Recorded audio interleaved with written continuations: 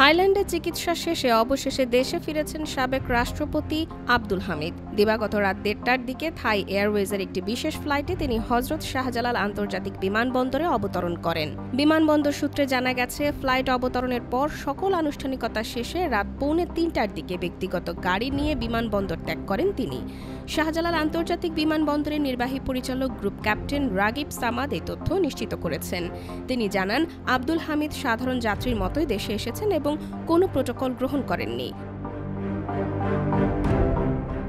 বিমানবন্দরে আব্দুল হামিদকে হুইলচেয়ারে করে নামিয়ে আনা হয়। এ সময় তাকে কিছুটা বিধ্বস্ত দেখা যাচ্ছিল। তিনি মুখে মাস্ক পরা ছিলেন এবং পরনে ছিল শার্ট, লুঙ্গি। তার সঙ্গে ছিলেন তার ছোট ছেলে রিয়াদ আহমেদ এবং শ্যালক ডাক্তার নওশাদ খান। আব্দুল হামিদ গত ৮ মে দিবাগত রাত ৩টার দিকে থাই এয়ারওয়েজের একটি ফ্লাইটে ব্যাংককের উদ্দেশ্যে ঢাকা ছেড়েছিলেন। তার এই দেশ ছাড়ার বিষয়টি প্রকাশ্যে আসার পরই দেশের রাজনৈতিক অঙ্গনে নতুন করে উত্তেজনা দেখা দেয়। এর প্রতিক্রিয়ায় ১০ মে অন্তর্বর্তী সরকার আন্তর্জাতিক অপরাধ ট্রাইব্যুনালকে আওয়ামী লীগ ও তার নেতাদের বিচার সম্পন্ন না হওয়া পর্যন্ত দলটির সকল কার্যক্রম নিষিদ্ধ করার নির্দেশ দেয়।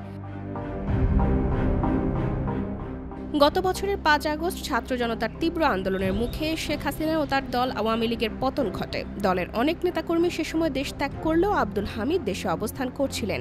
দীর্ঘ ৯ মাস পর চিকিৎসার জন্য তিনি ব্যাংককে যান। সাবেক রাষ্ট্রপতি আব্দুল হামিদের বিরুদ্ধে একটি হত্যা মামলার তথ্য রয়েছে। IBTV USA, new York.